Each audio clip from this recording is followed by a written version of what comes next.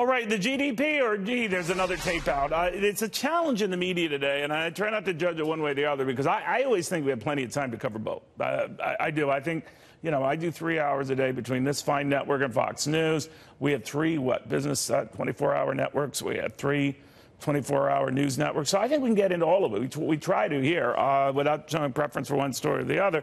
But it is remarkable, maybe, and given the justified, you know, fixation on this Michael Cohen tape with Donald Trump talking about payoffs, the Playboy models and the rest, that it's understandable that would get some attention, but to the degree that it sort of fronts out everything else, that it does make you wonder, is that remotely fair or balanced, or just looking at one side of the equation? The Media Research Center research director, Rich Noyes, is here.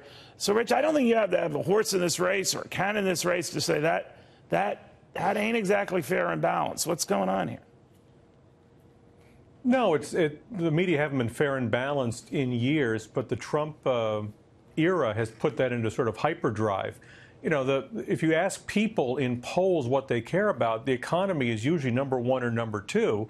Russia and sort of these insider scandal stories like that are usually way down. The Michael Cohen case does not affect people's lives. The economy does. That's where presidents usually rise and fall in the long term.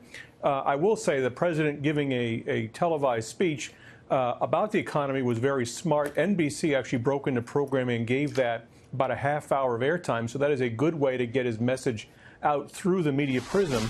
But then on cable news, it went right back to their Michael Cohen fetish, which, you know, they'll stick with until their next one. I just think he can do both. I understand the importance of the story in the moment, and certainly as we were discussing even last week with his performance with Vladimir Putin, not exactly a Churchillian moment, but then there's the backdrop of this economy, there's the backdrop of everything else that's going on. There's enough time, in other words, Rich, to get everything out there. It doesn't have to be all or nothing, it can be everything. So yet we don't see a lot of that. Now, I can start picking apart the network newscast, but they don't have a heck of a lot of time. But when I see 24-hour news channels going that way, or 24-hour business networks going that way, regardless of what you think about the president, regardless of what party affiliation you have, it gets screwy then. Right. And the question is, what are they trying to do? Are they trying to analyze what's going on in the political world? And I think you'd have to say, from an analytic perspective, the big GDP numbers, along with Europe coming his way on trade, those are both strong and powerful things that are going to help Republicans. Well, we don't know if Europe's definitely coming his way on trade. We don't get the details of all, but I do know what you're talking about. I also have another crackpot theory, Rich. I want to bounce this off you. I'm a nerd here at Fox. That might shock you, but I'm fascinated in economic stories, financial stories, that kind of stuff. And I don't think many of my colleagues really are that much. You know, they'll report them. I'm not saying they're loath to even discuss them, but it's not their cup of tea. And I'm wondering if that plays into it, just a boredom about the stuff that's our lifeblood. But what do you make of that? Well, maybe. I mean, I do think the soap opera has taken over everything else. But look at, you know, presidents who've been reelected, like Bill Clinton and Ronald Reagan. They had strong economies going in their reelection year. Presidents who've been defeated, like Jimmy Carter and George H.W. Bush, had weak economies, and that was too much for them to overcome. It's almost always the economy that drives where presidents go and what their fate is and the fate of their parties. If you want to cover politics, that you got to pay some attention to that. If you want to try to drive the narrative in your direction, then you go through and do this sort of 90% negative, hammering on scandals and not giving anything else any oxygen, because you're trying to manipulate politics, not cover it. You know, it is interesting. It isn't always the economy, though, right? And maybe it depends on who's on the ballot or not on the ballot. I was reminded by Aaron McPike earlier on of the Swan Street Strategies part, who was telling me, you know, the economy was doing just awesome in 2014, and yet Democrats lost a lot of seats that year.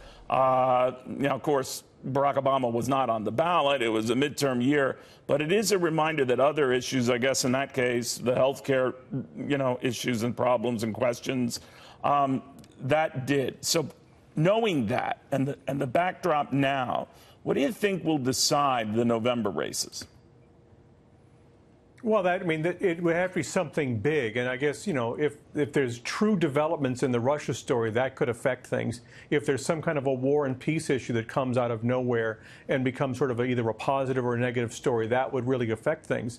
But right now, what we've seen is a slow creep up in the president's approval ratings from 40% on the Real Clear Politics average in January to 43% now, and that's in the face of this tidal wave of negative coverage. So if that seems to be the economy at play, it seems to be people feeling better about their own jobs and their own personal security. If that is still the same trend, there'll be a lot of fireworks, there'll be a lot of back and forth, but it still seems to be a decent environment for Republicans and for this president, again, unless something dramatic changes.